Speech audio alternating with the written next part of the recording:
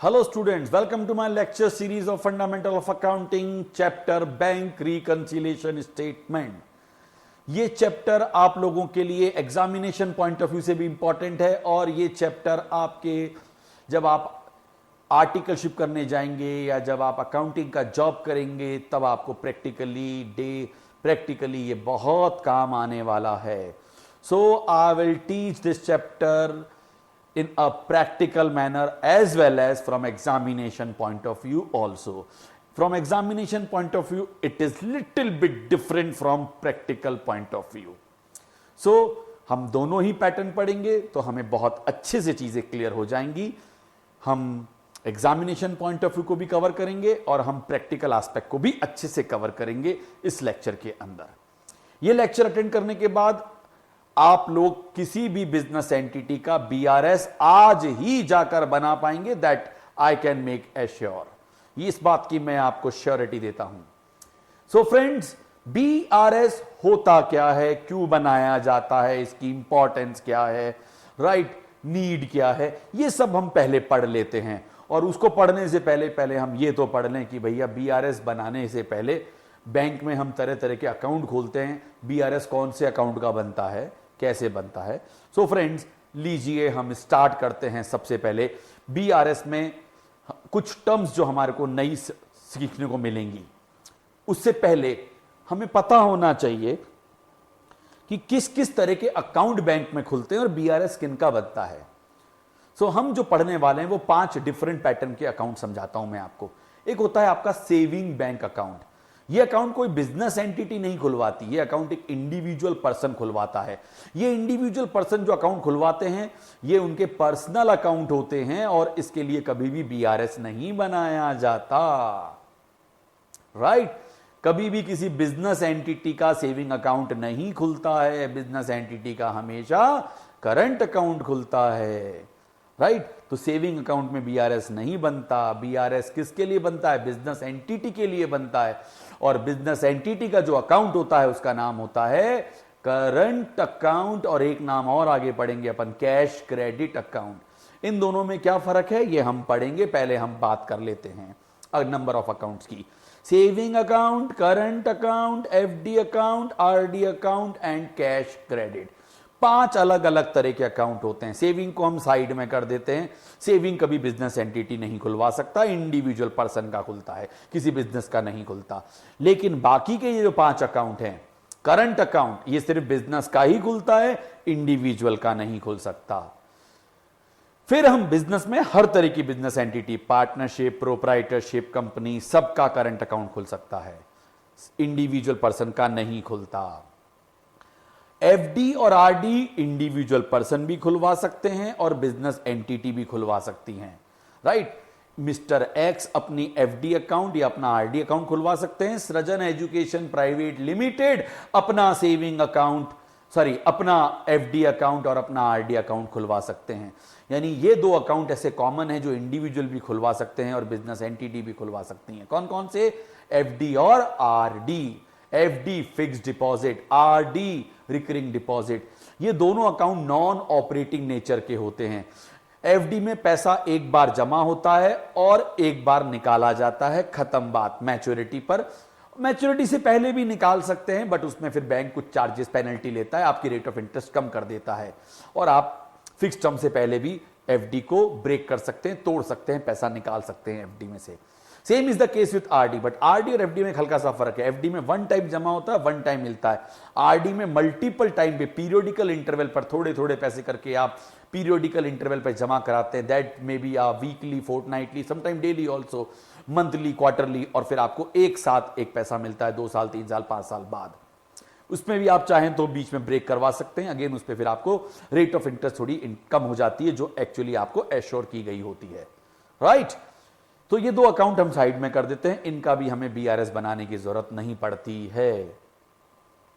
BRS जो बनता है वो बनता है करंट अकाउंट का और सीसी अकाउंट का. अब करंट अकाउंट क्या होता है, हर बिजनेस ऑपरेशन अपनी बैंकिंग के लिए बिजनेस एंटिटी अपनी बिजनेस एंटिटी के नाम से अकाउंट खुलवाती है.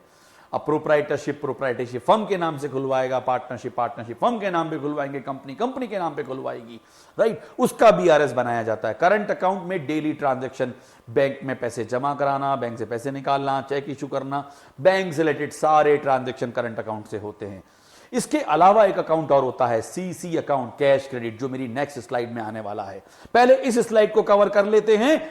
लाइए, saving account operated by individual, current account operated by business concerns, operated, fix deposit by individual और बिजनेस, दोनों में से कोई भी खुलवा सकते हैं, दोनों ही खुलवा सकते हैं फॉर अ फिक्स टर्म, एक फिक्स टर्म के लिए 1 month, 3 month, 6 month, 1 year, 2 year, 5 year and so on.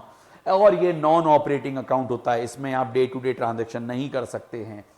Recurring भी ऐसा ही होता है, इसमें डे टू डे ट्रांजैक्शन नहीं हो सकते, हाँ, बट इसमें एक फैसिलिटी होती है, जमा आप मल्टीपल टाइम में करते हैं। It is also non operating account in which deposits are made periodically, month wise, quarter wise, week wise, fortnightly, 15 दिन में एक बार, and lump sum amount is receive together with interest, और आपको एक साथ सारा पैसा ब्याज सहित मिल जाता है। और ये भी बिजनेस कंसर्न भी मेंटेन कर सकते हैं और इंडिविजुअल भी मेंटेन कर सकता है। अब आता है कैश क्रेडिट। ये क्या होता है? जो बिजनेस एंटिटी बैंकों से वर्किंग कैपिटल का लोन लेती हैं उसे कहते हैं cash credit facility. Cash credit facility मेरी डे टू डे ऑपरेशन के लिए जो मुझे पैसे चाहिए होते हैं, उसके लिए मैं बैंकों से जो लोन लेता हूं उसे कहते हैं, बैंकों से जो फाइनेंस करवाते हैं, तो बैंक हमें हमारी वर्किंग कैपिटल के ऊपर क्या देते हैं? लोन देते हैं, वर्किंग कैपिटल लोन देते हैं। वर्किंग कैपिटल लोन को ही अपन कहते हैं CC account, cash credit facility account. Cash credit facility क्या होती है? Cash credit facility is a facility given by bank for working capital of a business. किसी भी बिजनेस की वर्किंग कैपिटल के लिए जो फैसिलिटी बैंकों के द्वारा दी जाती है उसको कैश क्रेडिट किया कहा जाता है। कैश क्रेडिट फैसिलिटी में आपको बैंक ने जैसे मान लीजिए 50 लाख की फैसिलिटी दे दी, इसका मतलब आप बैंक से 50 लाख रुपीस बिना जमाए, बिना जमा कराए 50 लाख रुपए उसके पैसों के, बैंक के पैसों के आप मजे ले सकते हैं, बट बैंक उस पर आप पे क्या लेता है? ब्याज लेता है। और उसके बदले आपको हर महीने बैंक को क्या करना पड़ता है? कुछ स्टेटमेंट जमा कराने पड़ते हैं, स्टॉक का स्टेटमेंट, ट्रेड रिसीवेबल का स्टेटमेंट, फिर आपको क्वार्टरली और ईयरली बेसिस पर अपने फाइनेंशियल स्टेटमेंट भी सबमिट कराने पड़ते हैं। वो डिपेंड करता है कि बैंक ने आपने जो सीसी ली है वो किन टर्म्स पे ली है, राइट। तो वो कहलाती है आपकी कैश क्रेडिट फैसिलिटी, जो आपके स्टॉक, आपके डेटर, इन सब के लिए आपको दी जाती है। क्लियर है? कैश क्रेडिट फैसिलिटी पर आपको इंटरेस्ट देना पड़ता है और ये एक लिमिट होती है, और ये लिमिट जनरली जैसे मेरी वर्किंग कैपिटल बिजनेस में 1 करोड़ है, तो बैंक कहता है 1 करोड़ में से 25 लाख तो आप अपने घर से लगाओ, 75 लाख मैं आपको दे देता हूं। 75 लाख वो नेगेटिव फैसिलिटी है, यानी बैंक में मैं नेगेटिव 75 लाख रुपीज मेरा जा सकता है और उस पर मुझे इंटरेस्ट देना पड़ता है। Clear friends? वो सीसी होती है, कैश क्रेडिट अकाउंट भी कहते हैं उसको, सीसी अकाउंट। सो ये एक ऑपरेशनल अकाउंट होता है बिजनेस का, जिसमें एक लिमिट सैंक्शन होती है bye the bank for working capital, operational fund which can be availed by the business, and bank charges interest on overdrawn amount even if amount is not overdrawn. कई बार आप amount overdrawn नहीं भी करते तो एक minimum limit पर तो bank interest ले ही लेता है, राइट। उसमें क्या होता है? बैंक कहता है देखो भाई, मैंने आपको 50 लाख की लिमिट दी है, यानी आप जिस भी दिन 50 लाख रुपए मांगने आओगे मैं आपको दे दूंगा। अब आपने लिमिट तो ले ली और अब आप बैंक में सीसी के अंदर ऑपरेशन कर रहे हैं, बट आपका बैलेंस सिर्फ 10,000 रुपए नेगेटिव, ज्यादा कभी जा ही नहीं रहा, तो फिर आपने 50 लाख की लिमिट ली क्यों? तो बैंक क्या कहता है? कहता है देखो 50 लाख है, इसका कम से कम आपको 70% तो अवेल करना ही पड़ेगा, यानी 35 लाख रुपीज आप बैंक से हमेशा लेके रखो नेगेटिव, नहीं अगर आपने नहीं भी लिए तो 35 लाख पे तो ब्याज लगेगा ही लगेगा। ऐसी कंडीशन भी होती है, क्योंकि बैंक कहता है भैया अगर आप ऐसा नहीं करोगे तो मुझे तो हमेशा मेरे यहाँ 50 लाख साइड में रखने पड़ेंगे, जिस पर मुझे ब्याज कुछ नहीं मिल रहा, और आप एक दिन आगे और कह नहीं मुझे 50 लाख रुपए की विड्रॉल चाहिए, मैंने ये चेक इशू कर दिए, 50 लाख पेमेंट कर दो। 2 साल तक आप 50 लाख का पेमेंट ही नहीं, नेगेटिव बैलेंस ही नहीं गया बैंक में, 2 साल बाद एक दिन में 50 लाख, तो बैंक तो 2 साल तक 50 लाख रुपए रोज आपके लिए लेके बैठा हुआ है, उसको ब्याज का नुकसान हो रहा है। इसलिए बैंक एक मिनिमम लिमिट रख देता है कि इतनी लिमिट तो आपको विड्रॉ करनी है, नहीं भी करोगे तो ब्याज देना पड़ जाएगा। बट जनरली आपको बताएं, बैंक से जो भी सीसी लेता है वो सीसी को जनरली पूरी अवेल करता है। जैसे मैंने आज मान लीजिए बैंक से 1 करोड़ की सीसी ले रखी है, तो मैं 90 लाख, 80 लाख, 85 लाख, 95 लाख, कभी कभी 99 लाख, यहां तक हम यूज करते ही रहते हैं उसको। हाँ, उसके अंदर अंदर वो लिमिट रहती है। हमारे बिजनेस से जो भी हमें पैसे आते हैं वो हम उसमें जमा कराते रहते हैं, बिजनेस के चेक्स उससे इशू करते रहते हैं, पेमेंट्स उस बिजनेस के, यानी बिजनेस के ट्रांजैक्शन उसमें करने जरूरी होते हैं अगर अकाउंट खुलवाते हैं। सीसी अकाउंट में अगर आप ऑपरेशन नहीं करते हो तो आपकी सीसी बंद हो जाती है, यानी आपको डेली बेसिस पे ट्रांजैक्शन बिजनेस में करने होंगे। आप ये नहीं कह सकते कि पिछले महीने एक भी ट्रांजैक्शन नहीं हुआ। अगर ट्रांजैक्शन नहीं हुआ आपके खातों में तो धीरे धीरे आपकी जो सीसी है वो कम होती जाती है और बैंक आपकी सीसी बंद भी कर सकता है। ओके फ्रेंड्स, चलिए, जब आप बैंकिंग रेगुलेशन एक्ट 1949 चैप्टर पढ़ेंगे तो उसमें आपको यह भी पढ़ाया जाएगा, अगर 90 दिन तक आप सीसी में ट्रांजैक्शन नहीं करो तो उसको ओवरलाइन सीसी कर देते हैं। कैसे, वो बाद में पढ़ाएंगे आप लोगों को। चलिए, सीसी क्या है ये आपको समझ में आ गया। अब सीसी के लिए भी आपको रिकंसिलेशन करना पड़ता है और आपको करंट अकाउंट के लिए भी रिकंसिलेशन करना पड़ता है। ये चीज जो है प्रैक्टिकल एस्पेक्ट से पढ़ा रहा हूं, जो आपके generally examination point of view में बहुत रेयरली एक आध क्वेश्चन में ही दे रखी है out of number of questions. इसके अलावा आपने सुना होगा बैंक आपको ओवरड्राफ्ट फैसिलिटी भी देता है। ओवरड्राफ्ट फैसिलिटी और सीसी में एक फर्क होता है। ओवरड्राफ्ट फैसिलिटी में आप पैसे नहीं भी निकालेंगे तो भी आपको ब्याज नहीं देना पड़ेगा। आपकी बैंकिंग ऑपरेशंस अच्छी हैं, बैंकों में अच्छे पैसे जमा करते हैं, तो बैंक कहता है देखो आपका बैंक का जो स्टेटमेंट है उसके हिसाब से आप अच्छी बैंकिंग कर रहे हो, तो हमारी तरफ से 10 लाख रुपए आपको जब भी चाहिए आप ले लीजिएगा नेगेटिव बैलेंस। बट अब बैंक उस पर हमसे क्या नहीं लेगा, ब्याज नहीं लेगा। कब तक नहीं लेगा, जब तक हम अवेल नहीं करेंगे। जब हम ओडी अवेल करेंगे तो हमें ब्याज देना पड़ेगा, वरना नहीं देना पड़ेगा। That is overdraft facility, right. Overdraft एक टेम्परेरी फैसिलिटी होती है, यानी बिजनेस में ओडी फैसिलिटी टेम्परेरी होती है और जो परमानेंट फैसिलिटी होती है वो सीसी होती है। तो ओडी इज ऑलवेज टेम्परेरी और वो एक छोटे अमाउंट की होती है। सीसी आपको करोड़ों रुपए की सीसी मिलेगी। एक छोटा सा बिजनेस जिसका टर्नओवर साल का 10 करोड़ होगा, आप देखना उसकी सीसी 1-1 करोड़ रुपए की, तो कैश क्रेडिट फैसिलिटी अवेल करते हैं और हर बिजनेस करता है ये चीज। चलिए फ्रेंड्स, आगे चलें। चलिए, अब बैंक की पासबुक क्या होती है। देखिए, पासबुक वर्ड अगेन थोड़ा सा, ये जनरली पासबुक वर्ड मेरे हिसाब से तो अब यूज नहीं करना चाहिए। अब वर्ड यूज करना चाहिए बैंक स्टेटमेंट। लेकिन फिर भी क्योंकि किताबों में क्वेश्चन आते हैं, पासबुक वर्ड लिखा होता है तो आप कंफ्यूज होते हैं। Passbook word generally is used for saving account. आपके पेरेंट्स, आपके तो अकाउंट हो सकता है खुल गए हो या नहीं खुले हो, बैंकों में आप जाते होंगे तो अकाउंट खुलता है तो एक पासबुक अलॉट होती है। आप क्या करते हैं, आप बैंक के पास जाते हैं और टाइमली बेसिस पर उस पासबुक को अपडेट कराते रहते हैं। ये कोई जरूरी नहीं कि आप हर बार जब भी ट्रांजैक्शन करें पासबुक अपडेट कराएं। आप महीने में सेविंग पर्सन, जो इंडिविजुअल अकाउंट पर्सन होते हैं, सेविंग अकाउंट, महीने में 2, 5, 7 ट्रांजैक्शन ही होते हैं, कई बार वो भी नहीं होते। आप 3 महीने, 6 महीने में या साल में एक बार जाके सेविंग अकाउंट में बैंक को वो पासबुक जो आपके पास एक छपी हुई बनी हुई आती है, आप बैंक को देते हैं। बैंक में जो पर्सन है, जो टेलर पे कैश उस पर बैठा है पॉइंट पर, वो हाथों हाथ उसको लगाता है और आपको प्रिंट करके दे देता है। बोलता है बैंक में आपके ये सारे ट्रांजैक्शन हुए हैं, आप वो ट्रांजैक्शन देख लेते हो कि मेरे बैंक में ट्रांजैक्शन हुए और मैंने ये ट्रांजैक्शन करे थे। ये तो इंडिविजुअल ऐसा ही होता है ना। पहले जब बैंकिंग स्टार्ट हुई थी बहुत पहले, तब करंट अकाउंट की भी पासबुक हुआ करती थी। बट अब धीरे धीरे टेक्नोलॉजी अपग्रेडेशन आ गया, टाइम बदलता जा रहा है, हर चीज कंप्यूटराइज हो गई है, राइट। पहले तो हर चीज हाथ से होती थी, अब तो कंप्यूटराइज हो गई है। अब आजकल करंट अकाउंट और सीसी में कोई पासबुक नहीं होती है। करंट अकाउंट और सीसी में जो आपका होता है वो स्टेटमेंट आता है। बैंक आपको महीने के महीने स्टेटमेंट भेजता है, जनरली महीने का पीरियड, और आप चाहें तो कभी भी बैंक से जाके रिक्वेस्ट करें, बैंक आपको वो दे देता है। और आजकल तो सीधा सीधा आप चाहें जब अपने अकाउंट से कंप्यूटर पर जिस पीरियड का जो स्टेटमेंट आपको अपना चाहिए वो आप क्या कर सकते हैं, डाउनलोड कर सकते हैं। मालूम है कि नहीं मालूम है आप लोगों को। आप अपना एक करंट अकाउंट कोई सा भी खोलें, अगर आपके पास बैंक में अपना करंट अकाउंट बिजनेस का है तो आप अपने कंप्यूटर स्क्रीन पर भी अपना सारी पासबुक को देख सकते हैं जो बैंक के ट्रांजैक्शन है, और उसका प्रिंट भी निकाल सकते हैं, राइट, डाउनलोड करके। नहीं तो बैंक से आप रिक्वेस्ट कर दें, महीने के महीने आपके मेल पर वो आ जाएगा, या महीने के महीने बैंक आपको बाय पोस्ट भी भेज देगा। ठीक, अब वो जो स्टेटमेंट आता है जो बैंक आपको भेजता है वो आपके करंट अकाउंट का भेजता है, राइट। ऑब्वियसली बैंक के लिए वो करंट अकाउंट है। सीसी का भी आपको स्टेटमेंट बैंक के थ्रू मिल जाता है, आप बैंक से महीने के महीने ले लें। और अब आप उस स्टेटमेंट का करते क्या हैं ये हम बात करेंगे। तो पहले पासबुक के बारे में पढ़ लेते हैं जो थ्योरेटिकल है। Properly binded book not loose sheets. Passbook bounded होती है, लूज शीट्स नहीं होती है, right. As in the case of bank, bank statement loose sheets में आते हैं, प्रिंट आउट निकल के आ जाता है।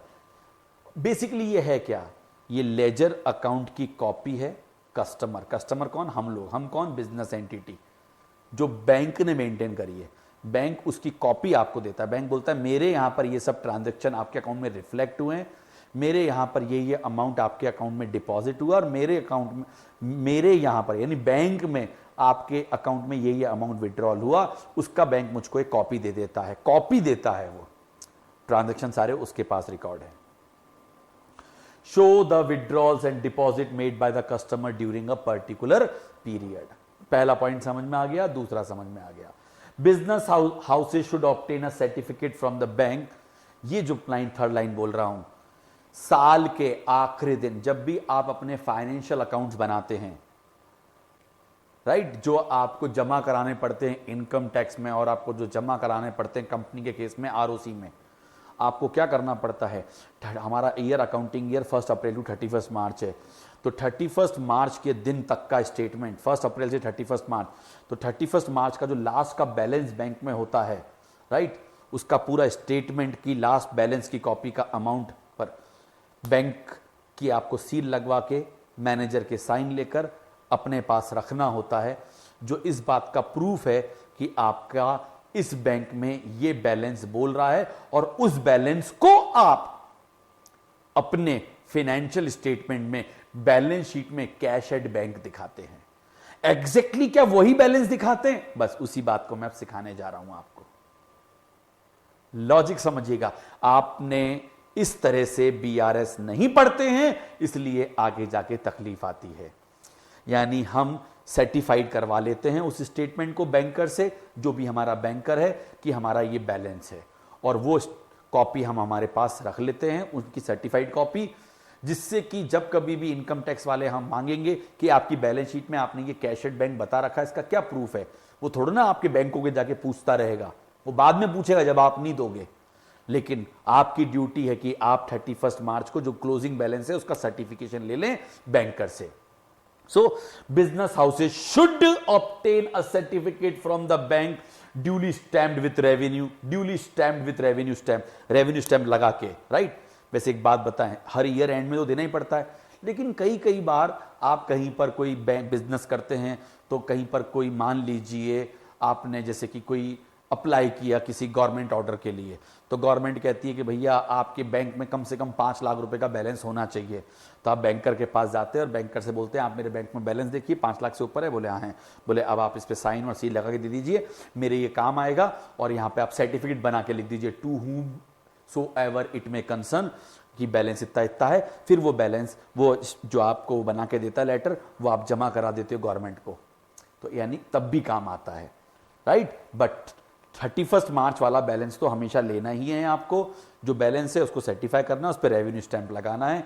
ये बैंक ने ऑथेंटिकेट कर दिया कि भाई हाँ आपके बैंक में 31 मार्च को ये बैलेंस था। Showing the balance of firm with bank at the year and.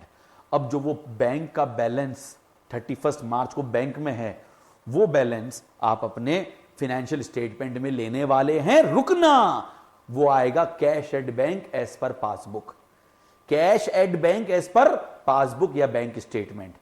फिर आप उसमें अपनी बैंक का, यानी cash at bank as per passbook लेने के बाद एज इट इज वो बैलेंस आप अपने बैलेंस शीट में कैश एट बैंक में नहीं लिखते हैं, फिर आप एक बीआरएस बनाते हैं, राइट। वो कैसे बनता है वो मैं सीखूंगा। फिर आप balance as per cash book bank column, आपका बैलेंस वो लिखते हैं। आप बोलोगे सर फिर उसके लिए बैंक स्टेटमेंट की जरूरत कहां है? क्योंकि आपको वो कॉपी, कौन सी वाली, जो बैंक से आपको मिली है साइंड होकर बैलेंस की, वो, और आपने जो बीआरएस बनाया है वो सिर्फ और सिर्फ 3 कारणों से बनेगा, ओनली 3 रीजन आपने। और वो 3 रीजन में से पहला रीजन टाइमिंग का, जिसमें 2 कारण हैं, यानी 2 reasons because of timing difference. वो क्या है? आपने जो जो चेक इशू करके रिकॉर्डिंग कर दी, लेकिन वो चेक 31 मार्च की डेट तक आपके बैंक में प्रेजेंट ही नहीं हुए। आपने तो इशू कर दिए बट प्रेजेंट नहीं हुए। वो जो चेक आपने जमा तो करा दिए, जिसकी स्लिप आपके पास है, लेकिन बैंक में जमा अभी तक रिफ्लेक्ट नहीं हुए, क्रेडिट नहीं हुए, जमा नहीं हुए, वो, ये 2 ही कारण होते हैं। तीसरा एक कारण बहुत रेयर होता है, वो बहुत रेयर होता है, और वो होता है बैंक ने अगर आपके अकाउंट में कुछ मिस्टेक कर दी है, कोई अमाउंट ज्यादा बढ़ा दिया, कम लिख दिया, गलत लिख दिया, किसी और का खाते की जगह आपके खाते से कम कर दिया, ऐसा हो जाता है। बैंक की कोई मिस्टेक है वो, इन तीनों को आप अपनी कैश बुक यानी पासबुक के बैलेंस से और कैश बुक के बैलेंस को मैच करते हैं और फिर बीआरएस बनाते। कैसे, वो सब अभी नहीं बता रहा हूं, सीखोगे आप धीरे धीरे। यानी देयर आर ओनली 3 रीजंस।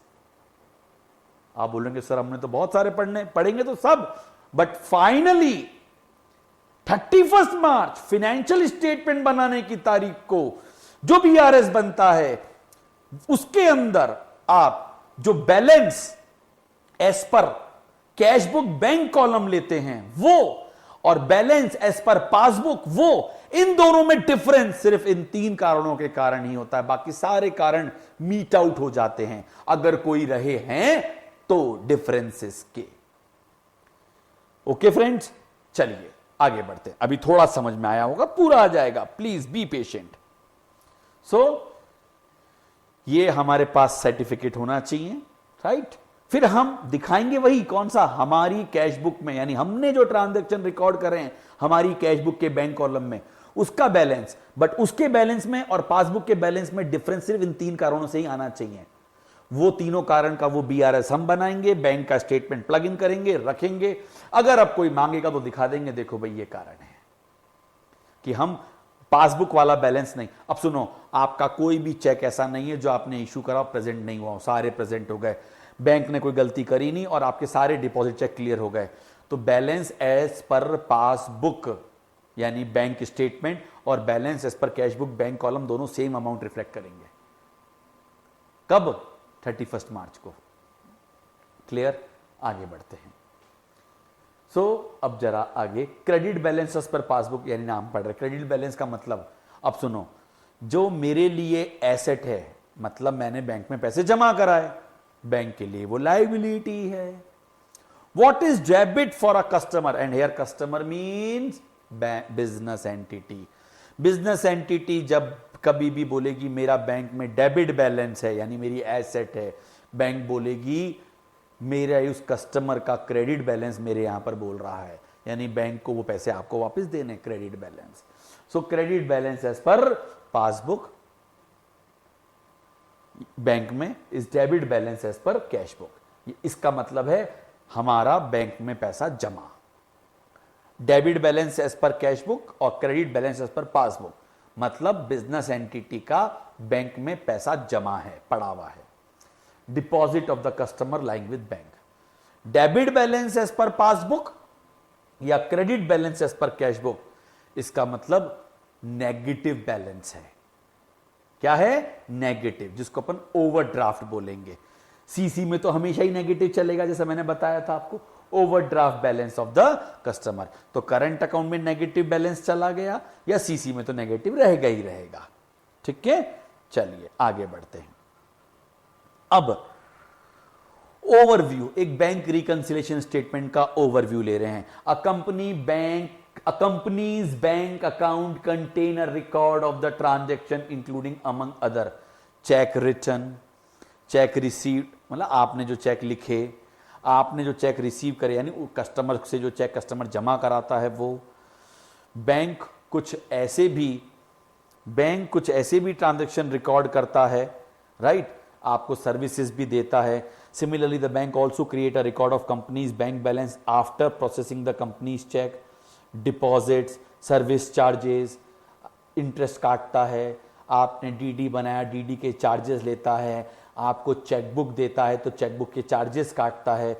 ये सब भी तो बैंक आपके किस में डालेगा, आपके अकाउंट में कम करेगा।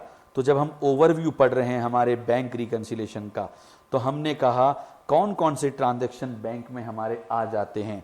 बोले company bank account contain a record of transaction, जिसमें बहुत सारे होते हैं और ये तो हैं ही।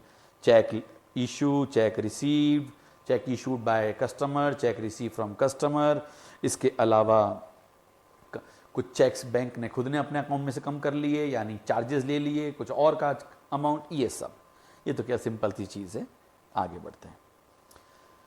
टिपिकली जैसा कि मैंने कहा था, a bank would mail a bank statement to the company at the end of each month, जो मैं कह रहा था आपको, विच कंटेन, उसमें क्या होगा, a list of activity in the bank account. Activity मतलब जो भी ट्रांजैक्शन हुए account during that month and the closing balance. दो चीजें मिलेंगी आपको, ट्रांजैक्शन की समरी और एंड का balance. When the company receive its bank statement, अब मैं आपको समझा रहा हूं, जैसे ही कंपनी को बैंक स्टेटमेंट मिलेगा, कंपनी वेरीफाई करेगी whether the amount mentioned in the bank statement are consistent, similar हैं या नहीं, किससे, जो हमारी कैश बुक के बैंक कॉलम में, with the amount in the company's bank account और नॉट। कंपनीज बैंक अकाउंट का मतलब कैश बुक बैंक कॉलम। और ये जो कंफर्मेशन का प्रोसेस है, this process of confirming the amount is referred to as reconciling the bank statement, reconciling the bank statement, और simply bank statement reconciliation. खत्म बात, आई बात समझ में, ये पूरा process. So bank reconciliation statement is a statement which reconciles the bank balance as per cash book and the balance as per bank passbook by showing all causes of difference between the two. I hope it's okay.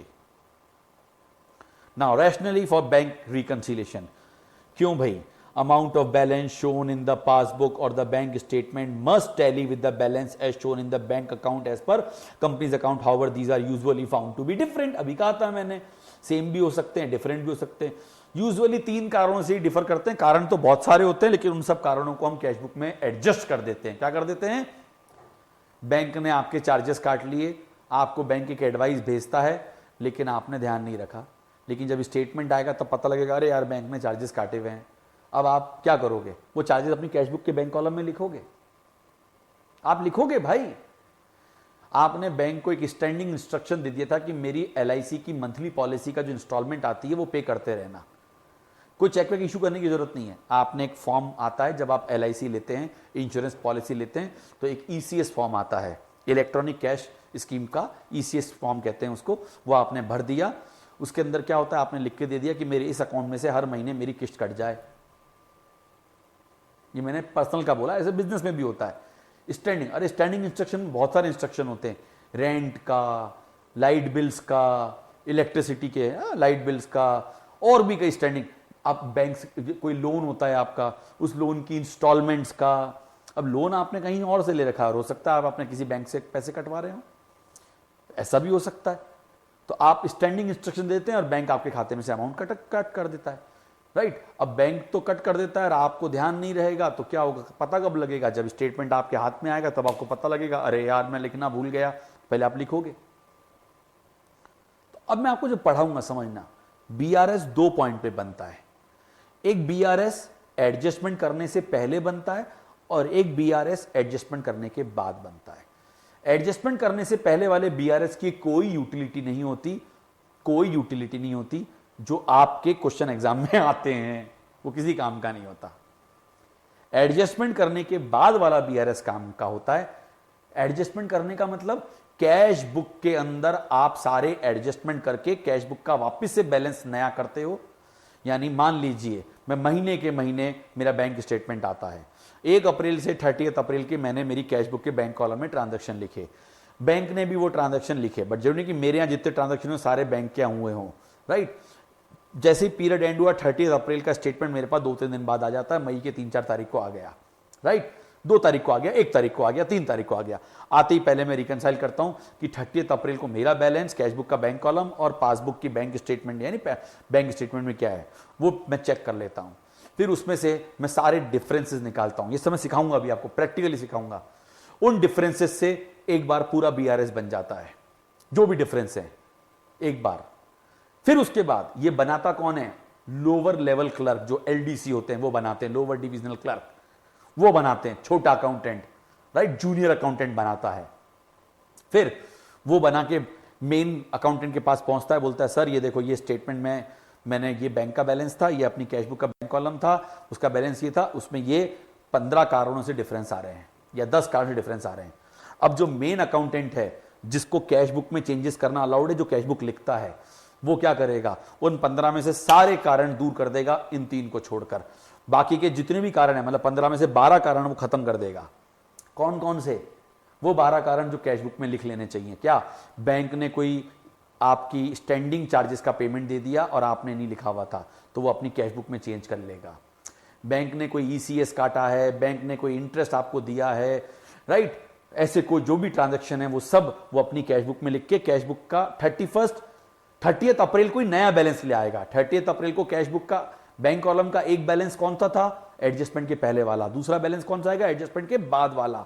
फिर वापस एक नया BRS बनेगा, cashbook का adjustment के बाद वाला balance और पासबुक का यानी बैंक स्टेटमेंट का बैलेंस। अब जो डिफरेंस आएगा वो सिर्फ मेजर 3 कारणों से होगा और उसके लिए बीआरएस बनेगा।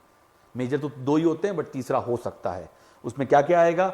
उसमें पहला आएगा आपका check issued by business entity yet not presented in bank. दूसरा क्या होगा? Check deposited in bank but yet not cleared. और तीसरा मिस्टेक्स कमिटेड बाय बैंक। अब मैंने कोई मिस्टेक मेरी कैशबुक के बैंक कॉलम में यानी बिजनेस एंटिटी के कैशबुक के बैंक कॉलम में जो मिस्टेक्स हुई हैं वो सब रेक्टिफाई हो जाएंगी। बैंक ने मेरे अकाउंट से जो जो पैसे कटने थे, डेबिट होने थे, क्रेडिट होने थे, बैंक ने जो भी बढ़ा दिए घटा दिए वो मैं भी कर दूंगा जो होने चाहिए थे। मैंने कंपनी के शेयर ले रखे थे, मेरा डिविडेंड आया, डिविडेंड सीधा मेरे बैंक में आके जमा हो गया, मुझे पता ही नहीं लगा। स्टेटमेंट आया तब दिखा, अरे डिविडेंड आ गया है, अब मेरी कैशबुक में मैं डिविडेंड लिख लूंगा। और ये सब ट्रांजैक्शन करने के बाद फिर कैशबुक का नया बैलेंस 30 अप्रैल वाला ही आएगा। तो जूनियर अकाउंटेंट ने जो बना के दिया था वो अमेंडमेंट से पहले वाला दिया था और बीआरएस बनाया था। फिर मेन कैशियर क्या करेगा?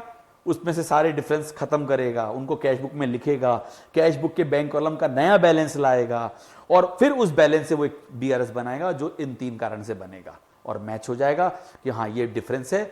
और अब अगर यही चीज 31 मार्च को बनती है तो कैशबुक का बैंक कॉलम कौन सा वाला दिखता है?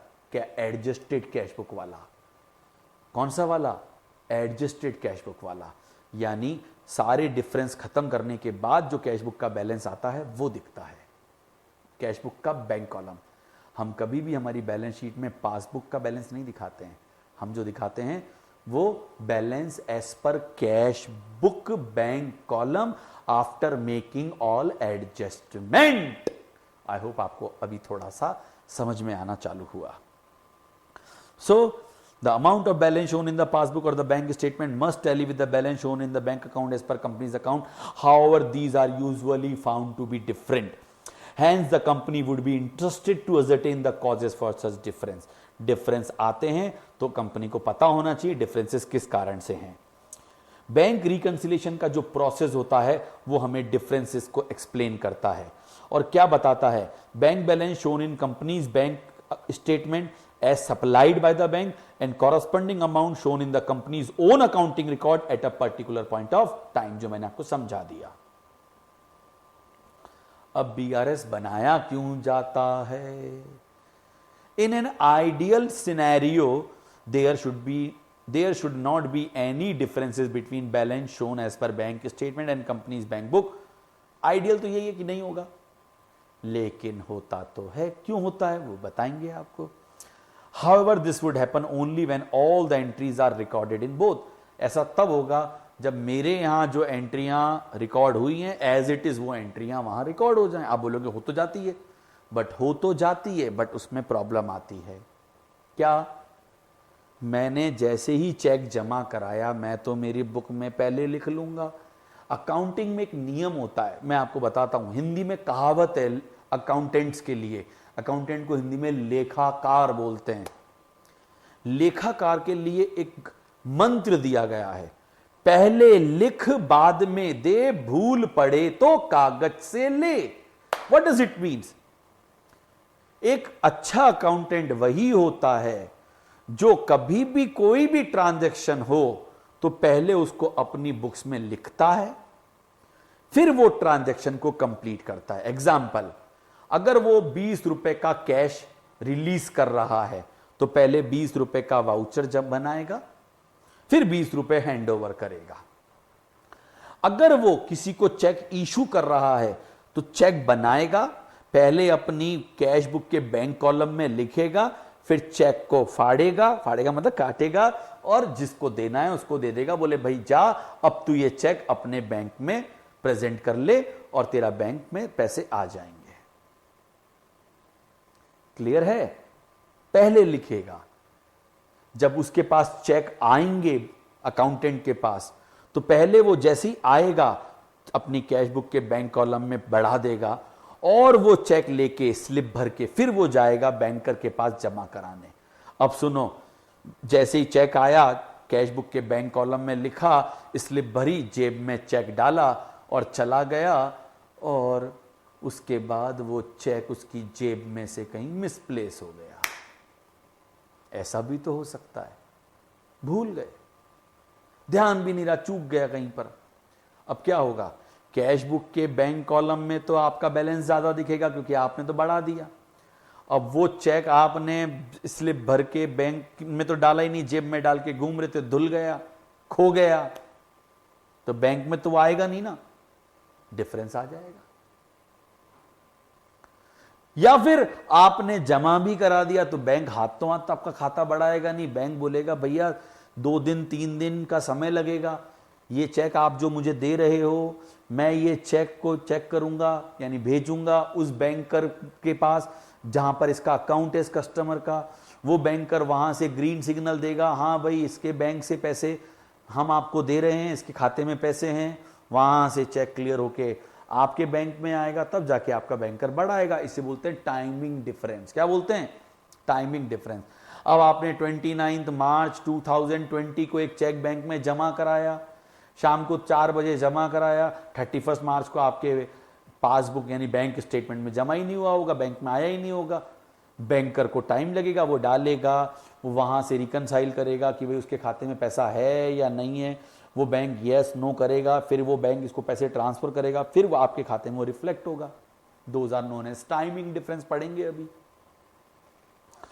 सो दोस्तों, इसलिए ये तो छोटी सी बात हुई। फिर मैंने और बता दिया, बैंक मैंने क्या करा, आपके अकाउंट में इंटरेस्ट काट लिया, आपको पता ही नहीं, काटेगा बैंक तो, आपको तो पता बैंक ही बताएगा कि भाई आपके खाते में इतना इंटरेस्ट लग गया क्योंकि आपका नेगेटिव बैलेंस था, या आपका पॉजिटिव बैलेंस था तो हमने इतना इंटरेस्ट दे दिया। आपको पता कब लगेगा? जब बैंक बताएगा। और बैंक कब बताएगा? जब स्टेटमेंट ईयर एंड में या मंथ एंड में आपके पास आएगा, तब तक तो आपकी कैश बुक के बैंक कॉलम में इंटरेस्ट थोड़ा जमा हुआ है, तो डिफरेंस तो आता ही है। So BRS should be prepared regularly as a part of internal control system। ये तो हमें इंटरनल कंट्रोल के लिए तो बनाना ही चाहिए महीने के महीने, और स्टैट्यूटरीली साल में एक बार तो बनेगा ही बनेगा। कब? साल के आखिरी दिन। वो इंटरनल कंट्रोल सिस्टम से नहीं, वो तो आपको बनाना जरूरी है। वो भी कब बताया मैंने आपको? क्योंकि आप जब अपने फाइनेंशियल स्टेटमेंट में बैलेंस शीट के अंदर कैश एट बैंक लिखेंगे तो कैश एट बैंक कौन सा होगा? Cash balance as per cash book bank column, कौन सा वाला? एडजस्टेड वाला। वो होगा। अब वो बैलेंस आपकी पासबुक में नहीं है, पासबुक में अमाउंट कुछ और है, तो पासबुक से आप सर्टिफाई करवा के लाए हो किससे? बैंकर से, वो साथ में लगा हुआ होगा। तब आप किसी को भी जस्टिफाई कर सकते हो कि मैंने वाला बैलेंस मेरे बैंक में जो बोल रहा है और मेरी कैश बुक जो बोल रही है वो इन कारणों से डिफरेंस था, बट मैं तो लूंगा मेरा बैलेंस। मैंने जो चेक इशू कर दिए और बैंक में प्रेजेंट नहीं हुए तो मेरे यहाँ से तो एक्रूअल कंसेप्ट से पैसा चला गया ना। बैंक में प्रेजेंट होने में मान लो 4 अप्रैल 5 अप्रैल लगेंगे, तब बैंक में आ जाएगा, लेकिन तब तक नहीं आया तो डिफरेंस तो बोल रहा है ना। तो मेरे को तो मेरा बैलेंस लिखना है, वरना मेरा हिसाब कैसे मैच होगा? अगर मैं सीधा बैलेंस एज पर पासबुक का बैलेंस बैंक जो बताए वो बैलेंस आके लिख लूंगा मेरे बैलेंस शीट में, तो मेरी बैलेंस शीट ही मैच नहीं होगी। आई होप आप समझ गए। चलिए दोस्तों, so BRS should be prepare regularly as a part of internal control system of the business. काय के लिए? To check the accuracy of the bank book की एक्यूरेसी चेक करने के लिए। आपकी खुद की बैंक बुक, मतलब आपका बैंक बुक का मतलब बैंक स्टेटमेंट नहीं, बैंक बुक मतलब कैश बुक का बैंक कॉलम।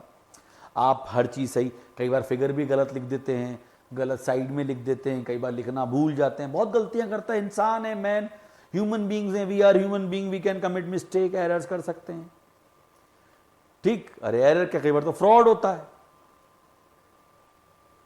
क्या हो रहा है मैं आपको बताता हूं मजेदार बात। एक कैशियर रोज कैश की स्लिप जमा कराता है, मेरे को उस पर बहुत अच्छा विश्वास है, मैं रोज के पैसे शाम को इकट्ठे होते हैं, कहता हूं बेटा तू ले जा, सुबह जमा कराते हुए आना।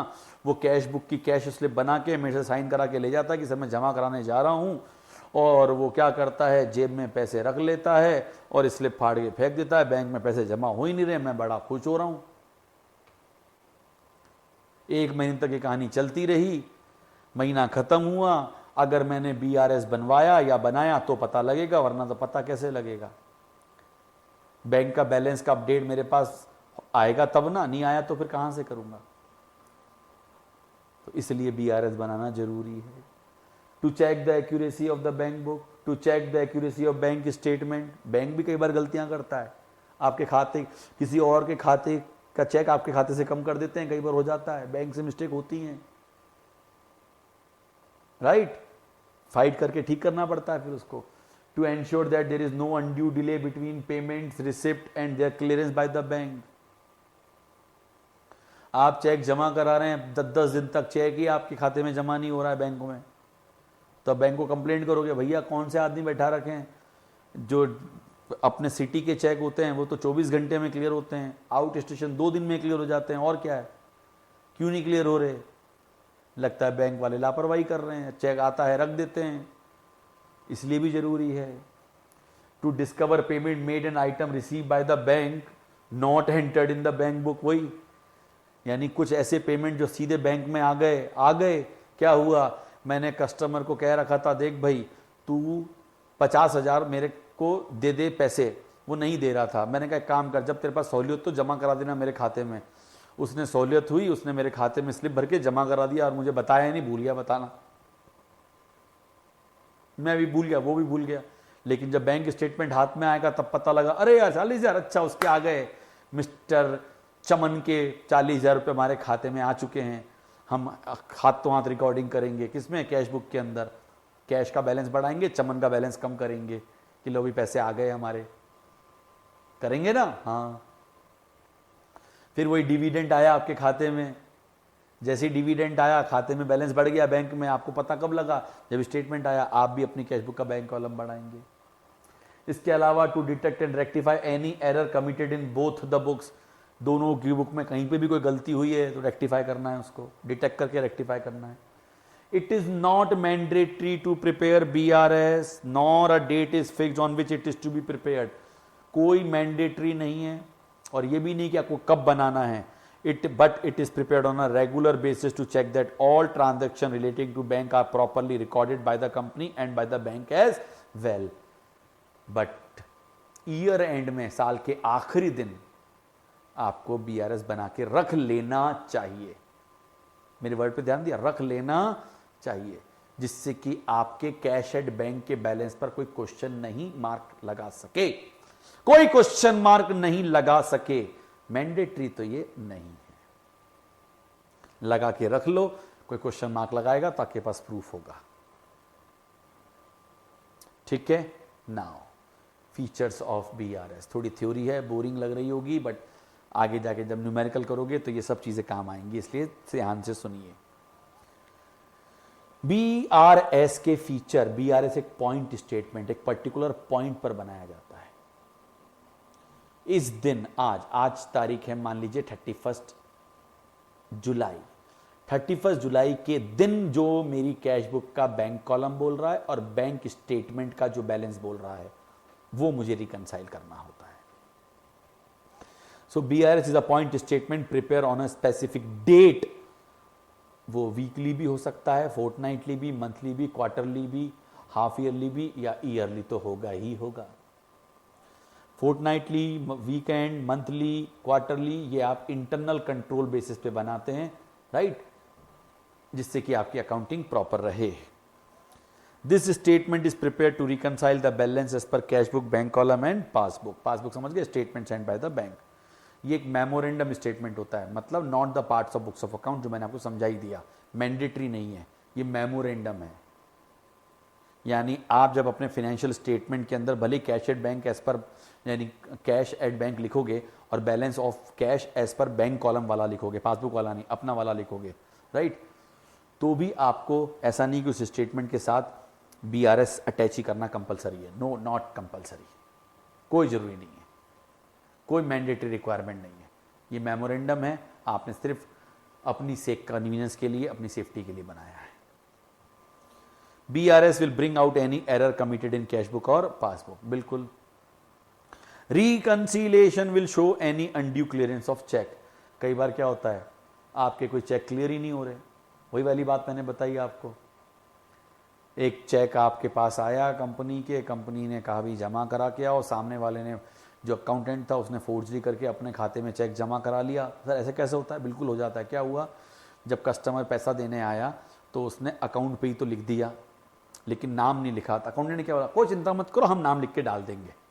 और बाद में उसने अपना नाम लिखा, इधर तो एंट्री बता दी, इधर हमारा बिजनेस यानी ओनर तो खुश, क्या हमारे पास चेक आ गया और एंट्री भी दिखा दी। बोले सर देखो क्या स्टेटमेंट, ऐसा महीने भर में घपला कर कुरा के वो तो रवाना, अब आप रोते रहो बाद में पीछे से। ऐसा होता है बच्चों, बिल्कुल होता है। तो इसलिए रिकंसिलेशन करना चाहिए, will show any undue clearance of cheques. Reconciliation discourage staff of customer or even that of bank from embezzlement, चोरियां, गबन करने से। embezzlement मतलब गबन। अब वो गबन नहीं कर पाएंगे, उन्हें पता है कि महीने के महीने या हफ्ते के हफ्ते चेकिंग चल रही है, हफ्ते के हफ्ते BRS बनता है, चेक हो जाता है। तो इसलिए इसको इंटरनल कंट्रोल का सिस्टम का पार्ट कहा गया है। इंटरनल चेक लगा रहता है इससे आपके ऊपर, किसके ऊपर? एम्प्लॉयज़ के ऊपर। और एक बात तो है ही, हमें एक्चुअल हमारे बैंक की पोजीशन पता करनी होती है, इसलिए हम BRS बनाते हैं। ठीक है दोस्तों, BRS की इंपॉर्टेंस क्या है? ये हमें मदद करता है एरर्स निकालने में, जो या तो हमारी कैश बुक के बैंक कॉलम में हुई है या पासबुक में हुई है। कोई अनड्यू डिले हुआ है क्लियरेंस में तो वो भी शो कर देगा। रेगुलर वही चीज़ हो गई, जो फीचर थे वो एक किसके एडवांटेज बन गई, राइट, इंपॉर्टेंस बन गई। Regular reconciliation discourages the accountant of the bank from embezzlement और help in finding out the actual position, यानी सेम फीचर्स में से ही निकल कर आई क्या चीज? इंपॉर्टेंस। अब मेन चीज, कॉजेज ऑफ डिफरेंस। दो तरह के डिफरेंस होते हैं, एक होते हैं टाइमिंग डिफरेंस और एक होते हैं differences arising due to error in recording the entries. Difference arises due to error in recording the entries. Entry हम भी रिकॉर्ड करते हैं, बैंक भी करता है, दोनों करते हैं। मैं जब बैंक में चेक जमा कराऊंगा मैं भी एंट्री करूंगा और बैंक भी एंट्री करेगा। 230 रुपए का चेक था, आया, मैंने वो 230 रुपए का चेक बैंक में जमा कराया, बट मेरे अकाउंट कैश बुक के बैंक कॉलम में 203 लिख दिए। मैंने गलती कर दी। बैंक में वो चेक क्लियर होकर आएगा, बैंक कितने रुपए मेरे खाते में चढ़ाएगा? 230 रुपए, अंतर आ गया, मैंने गलती करी। 230 रुपए का चेक आया, मैंने 230 रुपए मेरी कैश बुक के बैंक कॉलम में बढ़ाए, चेक जमा करा दिया। बैंकर ने गलती से जब पैसा आया 230 की जगह टाइपिंग एरर 203 हो गई। बैंकर भी गलती कर देते हैं, इसलिए भी जरूरी है, राइट। फिर और भी कई कारण जैसे मैंने आपको बताया। So difference arising due to error in recording the entries और एक टाइमिंग डिफरेंस, ठीक है। So ascertaining the cause of difference of bank balance in bank column of the cash book and in cash book के cash column को नहीं, cash book के bank column और bank statement का बैलेंस यानी passbook को हम रिकंसाइल करते हैं। अब हमने आपको ये लिस्ट दी है, ये आपको सेल्फ पढ़नी है, बट मैं एक रीडिंग जरूर करा देता हूं आपको। Timing difference, time of recording in cash book and time of recording in passbook. Timing difference बहुत कारणों से होता है। पहला, पेमेंट डन थ्रू इशूइंग अ चेक, एक एक करके समझाता हूं। आपने एक चेक के थ्रू पेमेंट किया, आप कब लिखोगे? ये आप लिख रहे हो at the time of issuing the cheque. Bank कब लिखेगा? एट द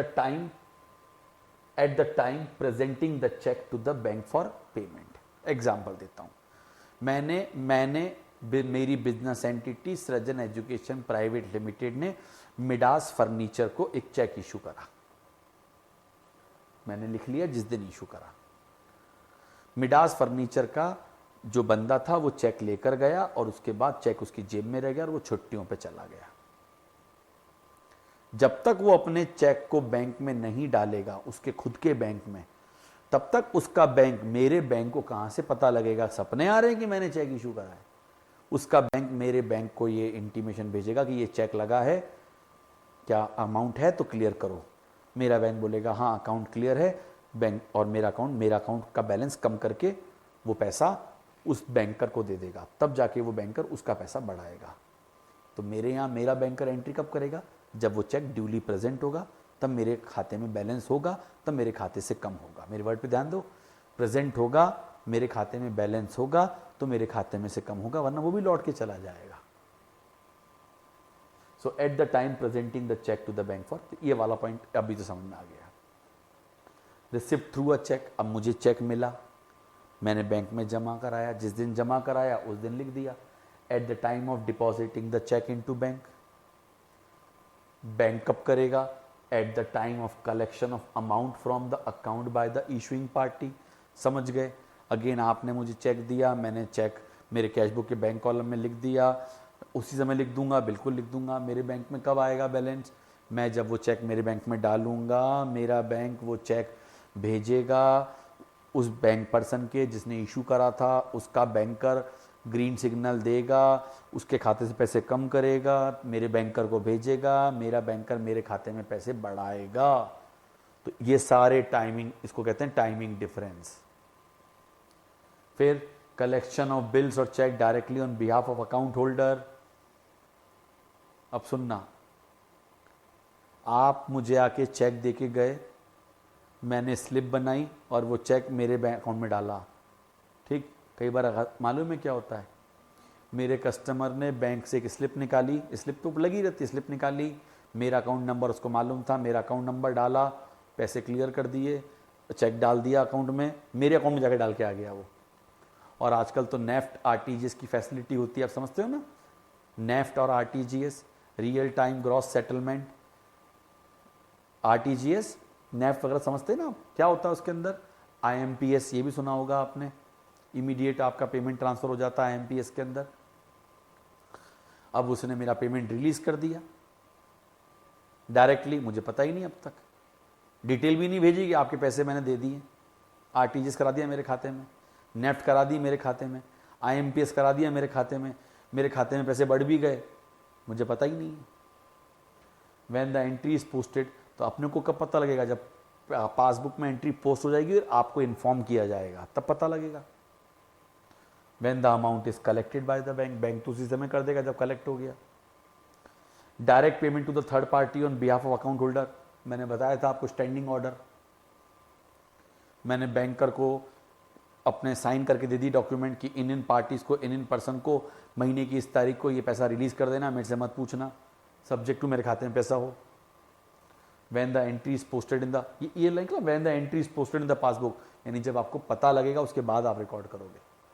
यहां पर कब? जैसे ही आपके खाते में से पैसे कटेंगे। When the amount is paid by the bank, bank जब पे करेगा खाते पैसे काट लेगा। लो और पढ़ते हैं, डिसऑनर ऑफ चेक या बिल रिसीवेबल, क्या हुआ? जैसी चेक डिसऑनर होगा, अब इसमें क्या है, दो तरीके होते हैं।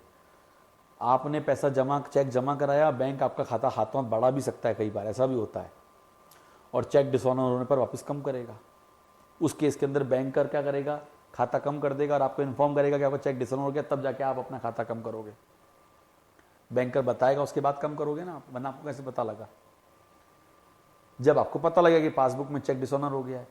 तो अब दो सिस्टम होते हैं, एक तो क्या होता है, हम चेक जब जमा कराते हैं तो हमारा बैलेंस बढ़ता नहीं है, तो आप देखना दो तरह के बैलेंस होते हैं, क्लियर्ड बैलेंस और अनक्लियर्ड बैलेंस बैंकों में आजकल। तो अनक्लियर्ड बैलेंस में वो सारे चेक होते हैं जो आपने जमा तो करा दिए हैं बट क्लियरेंस में अब तक आए नहीं है। तो बैंक क्या करता है, जो चेक उसके पास पहुंच गए हैं और जो क्लियर होने बाकी हैं बैंक उसको अनक्लियर्ड अमाउंट में दिखाता है। बट आपके हिसाब से तो आपने पहले लिख दिया कि मेरे जमा हो गए। सो बाद में वो डिसऑनर हो गया तो बैंक तो कम कर देगा, आपको तो पता ही नहीं है, पता होगा तब आप करोगे। फिर bank charges levied bye the bank, एक लिस्ट है, समझ में आ रही है आपको। बैंक तो तुरंत काटेगा जब चार्जेस लगाएगा, पासबुक में एंट्री हो जाएगी तब आपको पता लगेगा, तब पता लगने के बाद आप करोगे, when the entry is posted in the passbook. ये टाइमिंग डिफरेंस है। Interest and dividend credited bye the bank, bank में जो बैलेंस आपका पॉजिटिव पड़ा उस पर इंटरेस्ट जो निकलता है बैंक आपके खाते में क्रेडिट कर देता है, बढ़ा देता है। आपको पता लगता कब, जैसे इंटरेस्ट हर महीने के आखिरी में करता है ऐसा वो, और आपको इन्फॉर्म करता है, आपको बताता है ये अमाउंट मैंने कम किया है, वो स्टेटमेंट से पता लगता है, तब आप लिखते हो, राइट, तब लिखते हो। इंटरेस्ट डेबिटेड बाय बैंक, आपके नेगेटिव बैलेंस पे इंटरेस्ट आपके खाते में पैसा काट लेता है, डेबिट कर देता है। आपको कब पता लगता है, जब बैंक का स्टेटमेंट आता है, फिर आप लिखते हो। डिविडेंड क्रेडिटेड बाय बैंक, आपने किसी कंपनी के शेयर लिए थे, जब शेयर एप्लीकेशन फॉर्म भरा था तब आपने डिटेल दे दी थी अपने बैंकर की और कहा था कंपनी को कि मेरा डिविडेंड जो भी हो आप सीधे मेरे इस बैंक में जमा करा देना। ऐसा बिल्कुल फैसिलिटी होती है। बैंक में डिविडेंड आके जमा हो गया, आपको पता ही नहीं लगा। पता कब लगेगा, जब स्टेटमेंट आएगा तब आप लिखोगे। समझ में आ रही है बात? ऐसी लंबी चौड़ी लिस्ट है, मैंने एग्जांपल दे दिया आपको। फिर difference arising due to error in recording the entry, आपने कोई गलतियां करी, जैसे कि ओमिशन, आप लिखना भूल गए, कैश बुक के बैंक कॉलम की जगह कैश बुक के कैश कॉलम में लिख गए, ऐसा भी कर सकते हो। कैश बुक के बैंक कॉलम में डेबिट की जगह क्रेडिट में लिख गए, क्रेडिट की जगह डेबिट में लिख गए, अमाउंट गलत लिख गए, बहुत कुछ होता है। कैश बुक के कैश कॉलम में दिखा गए, बैंक कॉलम में दिखाया ही नहीं। So omission of entry, wrong recording of amount, recording of entry on wrong side of the book, total गलत लगा दिया कैश बुक के बैंक कॉलम का, right. Wrong balancing of the book, wrong totalling, balance गलत निकाल रहे हैं, total गलत निकाल रहे हैं। Recording of transaction of one party in other laser, Ram की जगह रमेश में लिख दिया है। ऐसी बहुत सारी गलतियां हो जाती हैं। अब बीआरएस जब बनता है तो आपके पास 4 तरीके से आप चल सकते हैं। 4 तरीके, हाँ। आपके पास या तो फेवरेबल बैलेंस होगा कैश बुक का या अनफेवरेबल होगा। कैश बुक का बैलेंस लेके चलोगे तो पासबुक का आएगा, पासबुक का स्टार्टिंग पॉइंट पे लेके चलोगे तो कैश बुक का एंड पर आएगा। अब कैश बुक का स्टार्टिंग पॉइंट पे जो बैलेंस है वो या तो फेवरेबल हो सकता है या अनफेवरेबल हो सकता है। मैंने चारों कंडीशन की पूरी लिस्ट बना दी है। जो बच्चे नहीं समझना चाहते हैं वो रट लें, एग्जामिनेशन पॉइंट ऑफ व्यू से हो जाएगा। बट जो रियल में बैठे हैं मेरा लेक्चर सुनने के लिए कि यार मनीष सर जो हैं वो हमें तैयार कर रहे हैं फ्यूचर के लिए, वो लोग ध्यान से देखिए, मजा आएगा आपको। सो method of bank reconciliation, either you will start, जो भी आपको बैलेंस दे रखा है फेवरेबल। अब एक बात बताऊं, रियल लाइफ में तो हमेशा मैच करा लोगे आप, क्योंकि आपके पास बैंक स्टेटमेंट भी होगा और कैश बुक भी होगी। एक दोनों फिगर जब आपको मालूम है, एग्जाम में तो एक फिगर देगा, दूसरा आपको निकालना पड़ता है। बट रियल लाइफ में तो दोनों फिगर आपके पास होते हैं, तो कभी गलत होने का सवाल ही पैदा नहीं होता। जब तक दोनों मैच नहीं होंगे आप ढूंढते रहेंगे अंतर के कारण, हाँ या ना। एग्जाम में तो क्या बोलेगा, कैश बुक का ये बैलेंस है, आप बीआरएस बनाइए। तो एग्जाम में क्वेश्चन गलत हो सकता है आपका, रियल लाइफ में कभी गलत नहीं होगा। आप तब तक बनाते रहोगे बीआरएस जब तक आपके दोनों बैलेंस मैच नहीं हो जाएं, क्योंकि दोनों बैलेंस आपको मालूम होंगे वहां पर रियल लाइफ के अंदर। इसलिए बहुत आसान होता है बीआरएस बनाना। अभी सिखा दूंगा, देखना आप लोगों को, आधा घंटा और दो आप मुझको। तो ये एक तरीका बताया हमने, कुछ नहीं है, इजी है यार। इसको फिर मैं बाद में समरी कर दूंगा आप लोगों के लिए। तो अगर आपका कैश बुक का फेवरेबल बैलेंस है तो आप डेबिट बैलेंस बोलोगे, उसे लेके चलोगे। तो मैंने एक लिस्ट बनाई है किस किस को ऐड करना है, किस किस को लेस करना है। ऑब्वियसली मैं समझाऊंगा आपको। अगर मुझे रिकंसाइल करना है कोई भी चीज, किसी का अमाउंट रिकंसाइल, मेरी कैश बुक का बैंक कॉलम का बैलेंस मैं यहां लिखूंगा। रिकंसाइल का मतलब क्या, प्लस या माइनस करना है। अब इसी फिगर में तो प्लस होगा और इसी फिगर में माइनस होगा। तो मैं कैश बुक का बैंक कॉलम अगर लेके चलता हूं, कैश बुक के बैंक कॉलम का या तो फेवरेबल होगा या अनफेवरेबल होगा। फेवरेबल में पॉजिटिव बैलेंस होगा, अनफेवरेबल में माइनस होगा, राइट। तो या तो मेरा फेवरेबल बैलेंस होगा कैश बुक के बैंक कॉलम का या अनफेवरेबल होगा। हां, कैश बुक का बैलेंस लेके चलोगे तो पासबुक का आएगा, पासबुक का बैलेंस लेके चलोगे तो कैश बुक का आ जाएगा।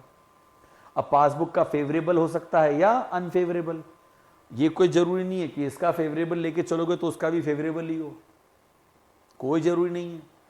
आप कैश बुक का फेवरेबल बैलेंस लेके चलो, रिकंसाइल करो, पासबुक का अनफेवरेबल भी आ सकता है, कि फेवरेबल का फेवरेबल भी आ सकता है, अनफेवरेबल का फेवरेबल, मतलब कुछ भी बैलेंस आ सकता है नीचे। तो बस आपको ये ऐड लेस करना आना चाहिए। मैं मेरी टेक्निक सिखाऊंगा, पहले मैं आपको ये समझा रहा हूं। मेरी टेक्निक मैं बिल्कुल न्यूमेरिकल पैटर्न पे समझाऊंगा, आपको समझ में आ जाएगी। वो एक क्वेश्चन लूंगा मैं, आपको तभी समझ में आएगा। सो कॉजेज ऑफ डिफरेंस, अब ये जो लिस्ट है, ये लिस्ट आपको एक बार खुद को पढ़ के रखनी है पूरी की पूरी। क्या ऐड लेस करना है ये अभी क्या समझाऊं, ये मैं बाद में समझाऊंगा, बाद में, यानी ये मैं आगे स्किप कर रहा हूं आप लोगों के लिए। अरे ये तो पूरी लिस्ट दे दी मैंने, ये आपको सेल्फ पढ़नी है, मनी सर नहीं पढ़ाएंगे। ये उन बच्चों के लिए जो रटना चाहते हैं, याद कर लेना इस लिस्ट को। फिर वही 4 की समरी बना दी कि आप स्टार्टिंग बैलेंस कैश बुक का डेबिट लेके चले तो कौन कौन से आइटम ऐड होंगे, कौन से लेस होंगे, तो उससे आपका पासबुक का बैलेंस आ जाएगा। पासबुक का लेके चलेंगे कैश बुक का, 4 वो बना दिए मैंने ये, राइट। फिर एक वर्ड आ रहा है एडजस्टमेंट इन कैश बुक, ये भी मैं अभी नहीं पढ़ाऊंगा, यानी मैं अभी आपको ये पूरा ये सब क्या स्लाइड्स को स्किप कर रहा हूं और मैं सीधा ले जा रहा हूं इस प्रॉब्लम नंबर 1 पर, और यहीं से हम स्टार्ट करेंगे हमारा सेकंड लेक्चर। आज के इस लेक्चर को हम यहीं रोकते हैं, और मैं चाहूंगा कि आप इस फर्स्ट और सेकंड एग्जाम्पल को बहुत ध्यान से देखना, फिर मैं आपको वापस अपनी उन पुरानी स्लाइड पर जो मैंने छोड़ी हैं वो लेके जाऊंगा बस, और आपको समझ में आ जाएगा बीआरएस क्या होता है। मेरी गारंटी है एक भी बच्चे का गलत नहीं होगा, 100% गारंटी के साथ। Okay friends, so that's all for today, thank you very much.